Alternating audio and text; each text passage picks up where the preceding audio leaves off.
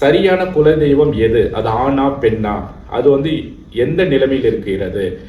ஊரின் உள்ளில் இருக்கிறதா, ஊரின் வெளியே இருக்கிறதா? இது போன்ற இந்த நிலைகளை கண்டறிந்து அந்த குல தெய்வத்தை பரிந்துரைப்பது என்பது அந்த குலதெய்வ பிரஷ்ன முறையாகும்.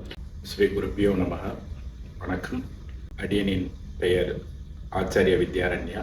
Astro Vedic vision research academy private limited சார்பாக ஜோதிஷ ஆச்சாரியனாக கேரள பிரஷ்ன முறையில் அஷ்டமங்கல பிரஷ்னம், தேவ பிரஷ்னம் மற்றும் தற்கால பிரஷ்னம், குலதெய்வ பிரஷ்ன முறைகளை நான் இப்பொழுது பார்த்து வருகிறேன்.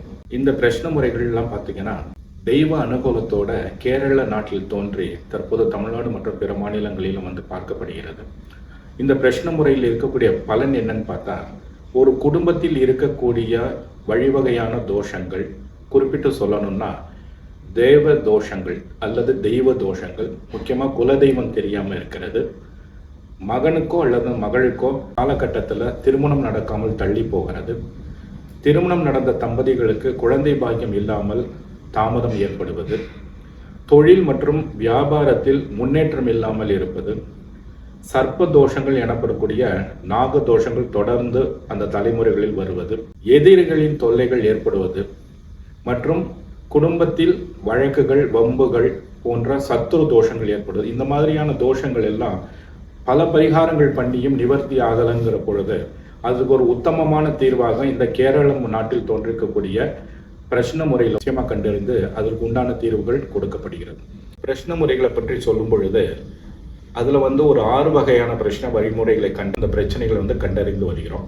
அதில் முதன்மையானது என்னன்னு பார்த்தா தற்கால பிரஷ்ன முறைன்னு சொல்லக்கூடியது, 2வது தாம்பூல பிரஷ்ன முறை, 3வது ஒரு குல தெய்வத்தை கண்டறிவது, 4வது பார்த்தீங்கன்னா உங்களுக்கு தீப தாம்பூல பிரஷ்ன முறை, 5வது முக்கியமானதான அஷ்டமங்கல பிரஷ்ன முறை, 6வது தேவ பிரஷ்னம் எனக்கூடிய கோவில்களில் பார்க்கக்கூடிய பிரஷ்ன முறை. இப்போ நம்ம ஒரு குடும்ப ஜனங்களுக்குங்கும் போது முதல் 5 இந்த பிரஷ்ன முறைகளை வழிகொண்டு நம்ம உண்டான அதை என்ன பிரச்சனைகள் கண்டறிந்து அதுக்கு உண்டான தீர்வுகளை கொடுக்க முடியும். குறிப்பாக சொல்லணும்னா அந்த தாம்பூல பிரஷ்னமும் தற்கால பிரஷ்னம் பார்த்தீங்கன்னா ஒரு எளிய பிரஷ்ன முறையாகும். இந்த தற்கால பிரஷ்னம்ங்கிறதுல பார்த்தீங்கன்னா அதில் பேர்லேயே தற்காலம்னு இருக்கு. அப்போ அந்த கால நேரத்தில் அந்த குறிப்பிட்ட தினத்தில் வரக்கூடிய ஜாதகருக்கு ஒரு கேள்விக்கு, முக்கியமான கேள்விக்கு உடனடியாக பதிலும் தீர்வும் கிடைக்கப்பெறுது.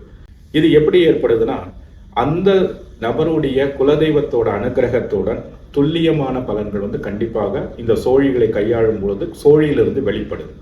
இது ஒரு தேர்ந்த ஒரு ஆச்சாரியன் மூலமான செய்யப்படக்கூடிய ஒரு பணியாகும். அடுத்ததாக தாம்பூல பிரஷ்னம் என்பது பார்த்தீங்கன்னா நம்ம வெற்றிலை பிரஷ்னம் பழக்க வழக்கங்களை நம்ம சொல்லிட்டு வந்தாலும் தாம்பூலம் வெற்றிலை அதோடன் தாம்பூலம் பாக்கும் சேர்ந்து ஒரு தாம்பூல பிரஷ்ன முறை கையாளப்படுகிறது. இந்த தாம்பூலமே அந்த குடும்பத்தில் இருக்கக்கூடிய பிரச்சனைகளை எடுத்துக்காட்டும். ஏன்னா அப்பேற்பட்ட சக்தி அந்த தெய்வ சக்தி இந்த தாம்பூலத்திற்கு உண்டு. அப்போ அந்த 2 பிரஷ்ன முறைகளும் எளிய பிரஷ்ன முறைகளாக கண்டறிந்து ஒரு குறிப்பிட்ட கேள்விக்கு உடனடியாக பதிலும் தீர்வும் கிடைக்கப்படுகிறது. அடுத்ததாக நம்ம சொல்லக்கூடியது குலதெய்வத்தை கண்டறியும் பிரஷ்ன முறை. இன்னைக்கு இருக்க காலகட்டத்தில் ஒரு 10 பேர் இருந்தால் அதில் 8 பேருக்கு குலதெய்வம் எதுன்னு தெரிய மாட்டேங்கிறது. என்ன காரணம்னா மூதாதையர்கள் வழிவந்த நிலையில அவங்களுக்கு அந்த தொடர்பு அற்று போய் வேறு இடத்திற்கு குடிபெயர்ந்திருக்கலாம், இல்ல வேறு சில பிரச்சனைகளால குலதெய்வம் மறந்து போய் வேறு தெய்வங்க வழிபட ஆரம்பிச்சிருக்கலாம். சரியான குலதெய்வம் எது? அது ஆணா பெண்ணா? அது எந்த நிலைமையில் இருக்கிறது?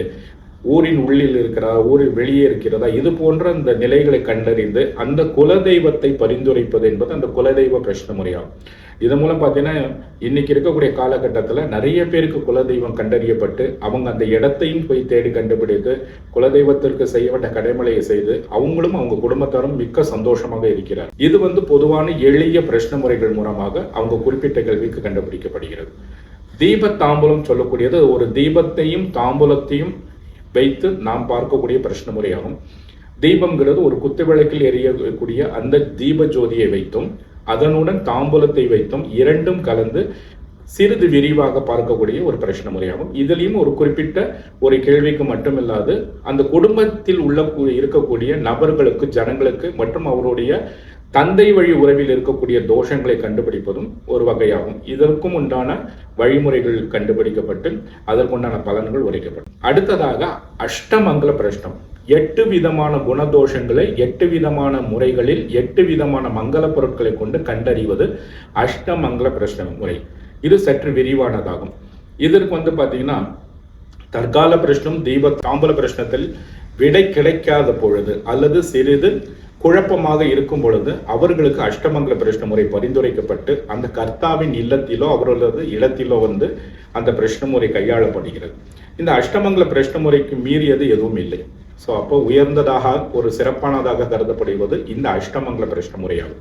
அப்போ தேர்ந்த இந்த பிரஷ்ன ஆச்சாரியனை கொண்டு இந்த அஷ்டமங்கல பிரஷ்ன முறையில் சொர்ண ஆரூடம் என்பது கண்டுபிடிக்கப்பட்டு அதன் மூலமாக இந்த குடும்ப ஜனங்களுக்கு அவர்களுடைய முந்தைய தலைமுறைகளில் இருக்கக்கூடியதான தோஷங்கள், உதாரணமாக பித்ரு தோஷங்கள், பிரேத தோஷங்கள், குலதெய்வ தோஷங்கள், மற்ற ஆபிச்சார தோஷங்கள் என்று சொல்லக்கூடிய சத்ரு தோஷங்கள், இதனால் ஏதாவது பாதிப்புகள் இப்பவரையும் தொடர்கிறதா, இல்லை வேறு தற்காலத்தில் ஏதாவது தொடருதா, இல்லை ஜாதகத்தில் இருக்கக்கூடிய மற்ற கிரக நிலவரங்களா, இத மாதிரி எந்த தோஷத்தினால் இவர்கள் பாதிக்கப்பட்டு தடங்கல்கள் ஏற்பட்டு கொண்டே இருக்கிறதுன்னு கண்டுபிடித்து அதற்கும் எளிய பரிகார முறைகள் பரிந்துரைக்கப்பட்டு ஆச்சாரியர்களை கொண்டு அவர்களுக்கு நடத்தி கொடுக்கப்படுகிறது.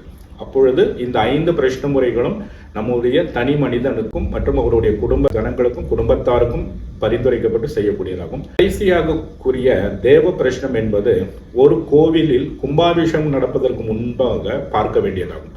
தேவ பிரஷ்னம் என்பது கோவிலில் இருக்கக்கூடிய மூலவர், அவருடைய நிலை மற்றும் கோஷ்டம் என்று சொல்லக்கூடிய பிரகாரத்தில் இருக்கக்கூடிய தெய்வ சன்னதிகளின் அந்த தெய்வங்களின் சாநித்தியங்கள் எவ்வாறு உள்ளது, குறிப்பிட்ட கோவிலில் ஏதாவது தவறுகள் நடந்துள்ளதா, இல்லது குற்றம் உள்ளதா, குறைகள் உள்ளதா, புதிதாக சன்னதிகள் ஏற்பட வாய்ப்புகள் இருக்கிறதா, அந்த மூலவரின் அனுமதி இருக்கிறதா, இல்லை மூலவரின் சிலையில் ஏதாவது பங்கம் ஏற்பட்டிருக்கிறதா, அதனால் குறைகள் ஏற்பட்டுள்ளதா, இது போன்ற எல்லா வகையான கேள்விகளுக்கும் விடைகள் கிடைக்கப்பெறும். அதனால் பார்த்தீங்கன்னா 12 வருடங்களுக்கு ஒரு முறை கும்பாபிஷேகம் நடப்பதற்கு முன்பாக எல்லா திருக்கோவில்களும், அது சிறிய கோவில்கள், பெரிய கோவில்கள், குடும்ப கோவில்கள், எல்லா வகையான கோவில்களிலும் இதை பார்க்கலாம்.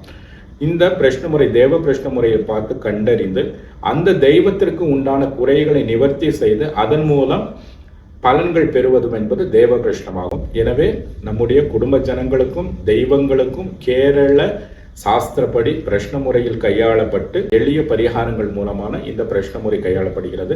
சாஸ்திரங்களில் மற்றும் பிரஷ்ன மார்கா என்னும் நூலில் குறிப்பிட்டுள்ளபடியான எளிய பரிகார முறைகளின் மூலம் தகுந்த ஆச்சாரியர்களை கொண்டு அந்த பரிகாரங்களுக்கு அவர்களுக்கு எடுத்துரைத்து அதன் மூலம் தீர்வு கொடுக்கப்பட்டு வருகிறது. இந்த ஆஸ்ட்ரோ வேதிக் விஷன் நடத்தக்கூடிய அந்த பிரஷ்ன முறையில் ஆச்சாரியர்களை கொண்டு பல்லாயிரக்கணக்கான மக்கள் தீர்வடைந்து சுகமாக வாழ்ந்து கொண்டிருக்கக்கூடிய நற்செய்தியும் இந்த நேரத்தில் தெரிவித்துக் கொள்கிறோம். எவ்வளவோ நாங்கள் பரிகாரம் பண்ணிட்டோம், எவ்வளவோ நாங்கள் கோவில்களுக்கு போயிட்டோம், இந்த மாதிரியான தீர்வு கிடைக்கலையே அப்படின்னு நினைக்கக்கூடிய மக்கள் நிச்சயமாக இந்த திரையில் இருக்கக்கூடிய கீழ்கண்ட எண்ணிற்கு ஃபோன் செய்து மேலும் பல விவரங்களை பெற்று தங்கள் குடும்பத்தில் ஏற்பட்டிருக்கக்கூடிய தடங்கல்கள், நெருக்கடிகள் மற்றும் உபத்திரவங்களுக்கு கேரள அஷ்டமங்கல பிரஷ்ன முறைன்னு சொல்லக்கூடியதான பாரம்பரிய முறைப்படி தீர்வை கண்டறிந்து கொண்டு அதற்குண்டான பரிகாரங்களை செய்வதன் மூலம் அந்த தடைகள் நீங்கி சுபிட்சங்கள் ஏற்படுங்கிறது நிச்சயமான ஒரு உண்மை.